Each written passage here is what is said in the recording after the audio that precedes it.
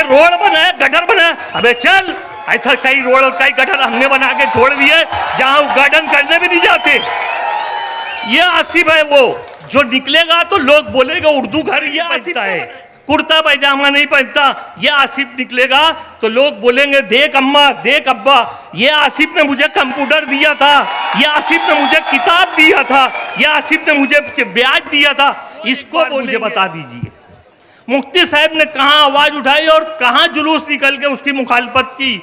यहां तक कि ये पावर हाउस बंद करके उन्होंने सोएगांव में पावर हाउस ले गया, उसकी भी उन्होंने मुखालफत नहीं की। यही से साइजिंग की एनओसी का बंदोबस्त किया और दिलाए हमने एनओसी। और इंशाल्लाह अल्लाह ने चाहा आसिफ भाई अभी चुन के आएंगे तो ये लेटर का जवाब भी कमिश्नर को देंगे और वहां पर कानून बनाएंगे, क्योंकि कानून की किताब में बात लिखी नहीं है, कानून की किताब में बात लिखी नहीं है, साइजिंग लफ्ज नहीं है।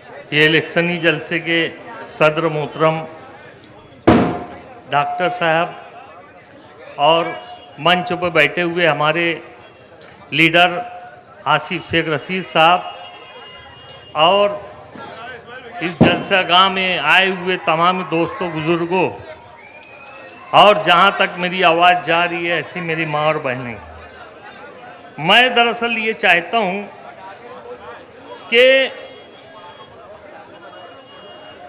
मैं आप लोगों को एक वीडियो की आवाज़ सुनाना चाहता हूं। पहले आप लोगों सुन ले।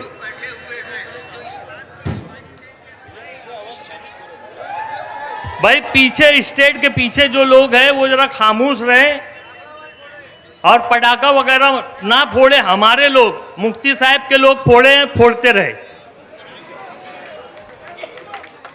ये एक वीडियो है वो आपको मैं सुनाना चाहता हूं। जो इस बात की गवाही देंगे, मैं इसकी शदीद मुखालफत करता हूं। कौन सुना? कि मालेगांव को प्राइवेट बिजली कंपनी के सुपुर्द नहीं करना चाहिए, हमें इसकी मुखालफत करना चाहिए। लेकिन कुछ लोग थे जो बाकायदा मुझे समझाते थे और एक मर्तबा नहीं कई मर्तबा उन्होंने ये बात समझाई कि आप इस बात की मुखालफत मत करो, प्राइवेट बिजली कंपनी आएगी, मालेगांव के बिजली के मसाइल हल हो जाएंगे। अगर ट्रांसफार्मर जलेगा 1 घंटे के अंदर ट्रांसफार्मर लग जाएगा। मैं दरअसल आप लोगों को ये वीडियो सुनाया इसलिए कि जो बार बार बदनाम करने की बात होती है कि बिजली कंपनी आसिफ शेख रशीद ने लाया, उस पर मैंने ये हबीब लॉन्सो का ये जलसे का मैंने आप लोगों को सुनाया हूं कि वहाँ मुफ्ती साहब बोल रहे हैं कि मेरे ही कुछ दोस्त जो अभी स्टेज पे बैठे हैं उन्होंने मुझे बोला कि प्राइवेट बिजली कंपनी की मुखालफत मत करो, प्राइवेट बिजली कंपनी अच्छी है उसे आने दो। दोस्तों बुजुर्गों साथियों, एक चीज़ ऐसी होती है जो एकदम नई आ रही है जिसका किसी को इल्म नहीं तो कोई भी अच्छा ही समझ के लेता है, शायद वो खराब निकल जाती है। आप लोग मुझे बताइए कि 20 साल पहले से टोरंटो कंपनी भिवंडी शहर चला रही है, प्राइवेट बिजली कंपनी टोरंटो। वहां की रिपोर्ट आप लोगों को मालूम है कि भिवंडी शहर में आप लोग जाके देख लो, पहले मालेगांव के मजदूर जाया करते थे भिवंडी शहर में लूम चलाने के लिए, लेकिन आज भिवंडी शहर की ऐसी कंडीशन हो गई कि वहां लूम का कारोबार ज़्यादातर बंद हो गया है। जब 20 साल पहले से हमको ये मालूम है कि प्राइवेट में जाएंगे तो इतना सत्यानाश होगा, उसके बावजूद मुफ्ती इस्माइल साहब अपने दोस्तों से मशवरा कर रहे हैं और किसी बेवकूफ़ दोस्त ने ये बोल दिया बिजली कंपनी आएंगी तो बहुत अच्छा होगा, बिजली कंपनी आएंगी तो 1 घंटे में ट्रांसफार्मर बदली हो जाएगा, इसलिए उन्होंने मुखालफत ही नहीं की है। आसिफ भाई गली से लेकर दिल्ली तक हाउस में उन्होंने असेंबली हाउस में उन्होंने आवाज़ उठाई कि हमारे मालेगांव शहर को प्राइवेट बिजली कंपनी को नहीं देना चाहिए, जिसकी आप वीडियो भी देख सकते हैं। मंत्रालय में उन्होंने भाषण दिया है कि मालेगांव शहर को प्राइवेट बिजली कंपनी को मत दीजिए। उसके बाद मालेगांव शहर आके वहाँ के सामने ये बात रखी कि देखो प्राइवेट में जा रहे हैं, हमारा बहुत नुकसान होगा, हम लोग बहुत परेशान हो जाएंगे। भिवंडी हमारे सामने उसकी मिसाल है कि भिवंडी शहर परेशान हो गई है, अब हमारा नंबर लगने वाला है, इसलिए खुदा के वास्ते इसकी मुखालफत करना चाहिए। लेकिन मुफ्ती साहब और उनके साथियों ने बुनकरों को ऐसी पट्टी पढ़ाई कि इससे आने से फायदा है, 1 घंटे में डीपी लग जाएगी, खाली 1 घंटे में डीपी लग जाए, ये बहुत अच्छी बात है। जो बुनकरों का जो घर गुती वालों के मीटर नवे लग रहे हैं, इसके बारे में कौन बोलेगा, इसके बारे में मुफ्ती साहब को कौन समझाएगा। आप लोग ये अच्छी तरह से समझ लीजिए। जो इल्ज़ाम आसिफ भाई पे लगता है, आसिफ भाई ने तो यहाँ जुलूस भी निकाला, मंत्रालय में आवाज़ भी उठाई, मुफ्ती साहब ने क्या किया आप वो एक बार मुझे बता दीजिए।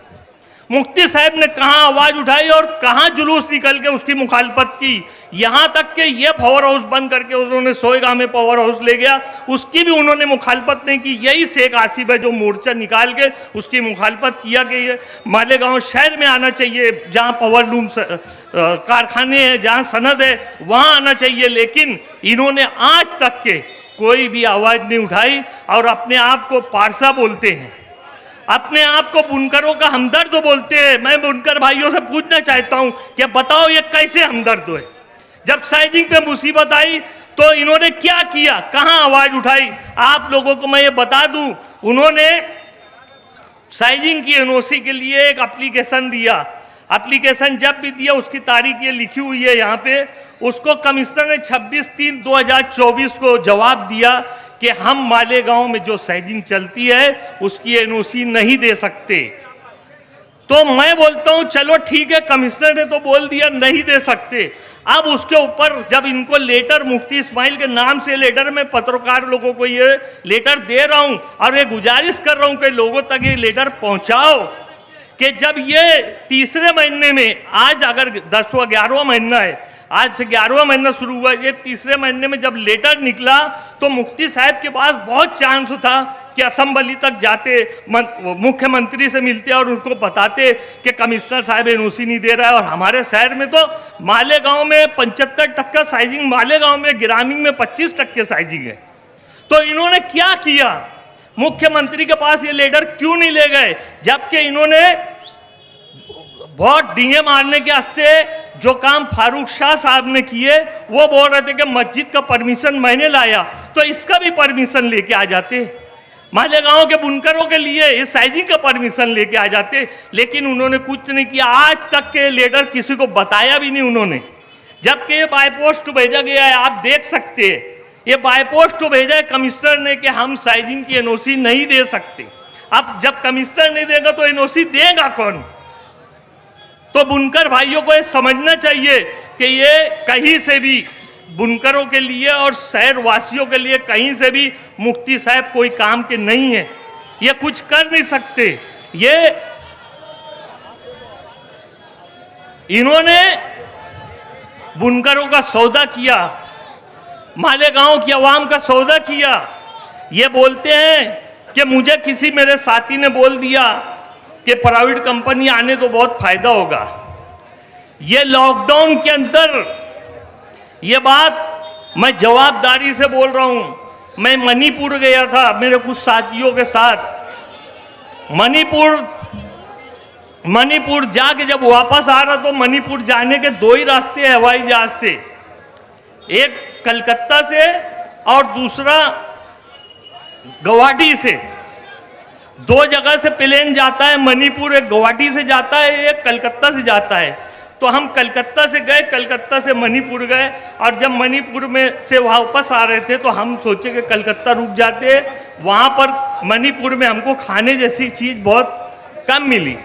हमने खाना जो हिसाब से खाना चाहिए वो हिसाब से खाना हम नहीं खा पाए थे। तो हम सोचे कलकत्ता रुक जाते, कम से कम एक दिन खाना वाना खा के कल निकलेंगे, थोड़ा घूम भी लेंगे हम।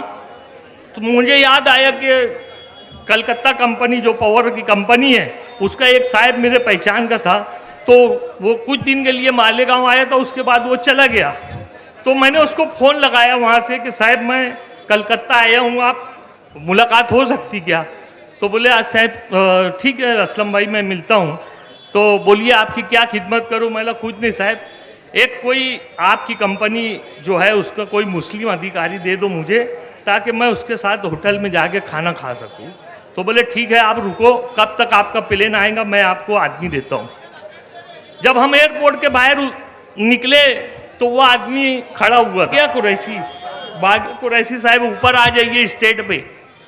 तो हम कलकत्ता के एयरपोर्ट के बाहर निकले तो वो आदमी खड़ा हुआ था, उसने बोला कि भाई आप ही लोग मालेगांव से आए? हम बोले हाँ भैया।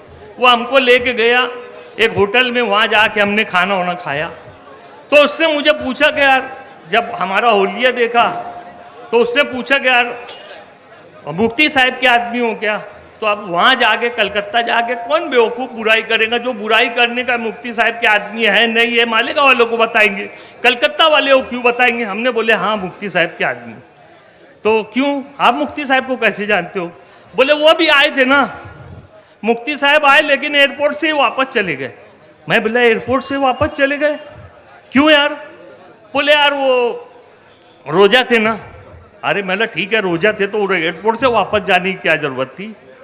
तो वहाँ पर मालूम ये पड़ा कि वो चेक लेने गए थे कलकत्ता कंपनी से और चेक लेके वापस आए, यानी एयरपोर्ट के बाहर नहीं निकले। वो एयरपोर्ट पे चेक लिया और वापस आए और उनका रोजा था, रोजा हवाई जहाज में खोले। ये वो मुसलमान अधिकारी, वो मुझे बताया कि यार मैं उनको बोल रहा था रोजा यहीं खोल लो, दूसरे प्लेन से चले आना, हम टिकट कर देते। तो बोले नहीं मैं जाने का है मुझे अर्जेंट। तो पैसा लिए लेवे और बोले ठेका आसिफ ने दिया।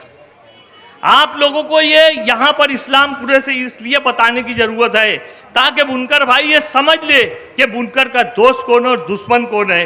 बुनकर के लिए रात दिन एक करके आसिफ शेख रशीद ने साइजिंग की एनओसी का बंदोबस्त किया और दिलाए हमने एनओसी। और इंशाल्लाह अल्लाह ने चाहा आसिफ भाई अभी चुन के आएंगे तो ये लेटर का जवाब भी कमिश्नर को देंगे और वहां पर कानून बनाएंगे, क्योंकि कानून की किताब में बात लिखी नहीं है, कानून की किताब में बात लिखी नहीं है, साइजिंग लफ्ज नहीं है, इसलिए साइजिंग की एनओसी नहीं मिलती।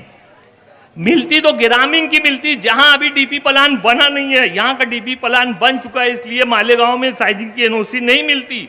सिर्फ इसलिए नहीं मिलती कि वो जो कानून की किताब है उसमें लफ्ज साइजिंग नहीं है, ये वजह से कोई साइजिंग की परमिशन नहीं मिलती। और जब परमिशन नहीं मिलेगी तो एनओसी भी नहीं मिलेगी। इंशाल्लाह आसिफ शेख रशीद साहब जब कामयाब होकर जाएंगे सबसे पहले साइजिंग का मसला हल करेंगे। मैं आप लोगों को इस स्टेट से बताना चाहता हूँ कि मुफ्ती साहब हर जगह ये बात करते हैं, अवाम को उलझाने का काम करते हैं, अच्छाई और बुराई में, अच्छाई और बुराई में उलझाना चाहते हैं। वो बताए कोई जलसे में मैं सुन रहा था कि इधर जाओ तो जामतुस सालात है, लड़कियों का मदरसा है जहाँ से 40 मुल्कों की लड़कियाँ आती थी पढ़ने, और इधर जाओ तो ये बुराई है। मैं बोलता हूँ कि मुफ्ती इस्माइल साहब मुफ्ती है ना, मुफ्ती इस्माइल साहब जामे मस्जिद के पेश इमाम है ना, मुफ्ती साहब मोहम्मदिया मदरसे के उस्ताद है ना। मुफ्ती साहब ने कितने मदरसे चालू करे मालेगांव में? आप लोग बताइए मुझे कि मुफ्ती साहब ने कितना मदरसा चालू करे? ये तो उसका इल्म रखते हैं, ये तो उसकी सलाहियत रखते हैं। बताइए जब से मुफ्ती साहब मुफ्ती बने, मैं समझता हूँ 30-40 साल से बने होंगे, आज तक कौन सा मदरसा चालू करे? हमारे वार्ड में मरहूम आफ्ताब साहब रहमतुल्लाह अलैह रहते थे, उन्होंने कम से कम मालेगांव शहर में आज की तारीख में 200 से ज़्यादा मदरसे चालू करे। मुफ्ती इस्माइल साहब को ये बात सोचना चाहिए, समझना चाहिए कि आफ्ताब सर मुफ्ती नहीं थे, मौलाना नहीं थे, उसके बावजूद मौलवी मोहम्मद उस्मान साहब के पोते थे। वो पोता होने का फर्ज ये निभाए कि मालेगांव शहर में हर घर की टेरेस जहाँ खाली रहती थी वहाँ मदरसा चालू कर देते थे। 200 मदरसा उनका चलता था। उनके इंतकाल के बाद अभी उनके लोग संभाल रहे हैं वो मदरसा। मुफ्ती इस्माइल साहब जो दीन के ठेकेदार बनते हैं, दीन के ठेकेदार है, उन्होंने कितना मदरसा चालू कर दिया। वो अच्छाई और बुराई की बात करते हैं, एक बुराई अपने अंदर एक अच्छाई तो बता दो और उसके बाद दूसरे को बुरा, और बुराई और अच्छाई तुम कोई मुफ्ती से ये शरीयत लगाओ। आसिफ भाई और तुम्हारा क्या तालमेल है? अरे आप बोलते हो कि हमने हमारी शनाख्त तो कायम रखी मंत्रालय में, यही दाढ़ी यही टोपी, भले काली कर लिए वो दाढ़ी, लेकिन यही दाढ़ी यही टोपी यही कुर्ते पैजामे में वहां गया। क्यों भैया? हारून अंसारी साहब एमएलए बने तो क्या लुंगी पे गए थे? आसिफ भाई के बनियाइन पे गए थे? अरे शनाख्त तो इसको नहीं बोलते दाढ़ी और टोपी को, ये तो गैर मुस्लिम भी पहनते। अगर टोपी कुर्ता पैजामे की बात करो तो गैर मुस्लिम में शनाख्त तो वो जैसे गुलाम दस्तानवी साहब जब अगर मालेगांव आएंगे तो उनके पीछे आगे पीछे लोग घूमते। उन्होंने MBBS कॉलेज लाया, उन्होंने बड़ी बड़ी स्कूलें लाई, उनका वो शनाख्त तो रखते हैं। वो इनामदार जो पूना के इनामदार साहब है, उन्होंने पूरा एक कैंपस बनाया है जैसे गुलाम दस्तानवी साहब ने बनाया है कि अगर बच्चा KG से पढ़े तो डॉक्टर बन के निकलता, कलेक्टर बन के निकलता और हर वो ऊंची तालीम हासिल करके निकलता। वो कैंपस बनाए, उनको शनाख्त तो होनी चाहिए, ऐसी शनाख्त तो होनी चाहिए। ये शेख आसिफ जब रोड पे निकलेगा ना तो लोग बोलेंगे ये शेख आसिफ है जिसने मस्जिद और मदरसों में सोलार लगाया। तुमको क्या बोलेंगे? खाली ये बोलेंगे कि रोड बनाया, गटर बनाया। अबे चल, ऐसा कई रोड और कई गटर हमने बना के छोड़ दिए जहां गार्डन करने भी नहीं जाते। ये आसिफ है वो जो निकलेगा तो लोग बोलेंगे उर्दू घर ये आसिफ ने बनाया। कमीज है, पैंट पहनता है, कुर्ता पैजामा नहीं पहनता। ये आसिफ निकलेगा तो लोग बोलेंगे देख अम्मा, देख अब्बा, ये आसिफ ने मुझे कंप्यूटर दिया था, ये आसिफ ने मुझे किताब दिया था, ये आसिफ ने मुझे ब्याज दिया था।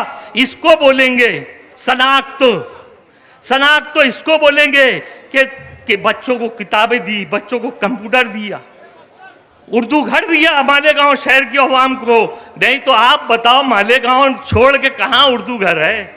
महाराष्ट्र में सिर्फ 2 उर्दू घर है, एक मालेगांव में, एक शायद नांदेड़ परभनी में। ये है आसिफ, इसको बोलते हैं शनाख्त। आप काहे की शनाख्त रखते हैं? तुम सफेद दाढ़ी को काली कर लेने को शनाख्त तो बोलते हो? कोई शनाख्त तो नाख्त नहीं है। आपकी शनाख्त तो लोगों ने देखे जब आपने कपड़ा उतारे गिरना पे, अपनी शनाख्त देखे। जो तैराक ग्रुप, जो शकील तैराक जिसको टाइगर बोला जाता है, वाटर टाइगर बोला जाता है, वो सब बाजू में बैठे और तुम कुर्ता उतार के क्या साबित कर रहे थे? अरे उनको भी शर्म आ रही, तैराक ग्रुप को भी शर्म आई कि यार हम तैराकी है, हम चैंपियन है। हमने शकील ने कम से कम 900 लाश निकाली है पानी में से, वो किनारे बैठा और ये कपड़े उतार रहे, क्या साबित कर रहे थे?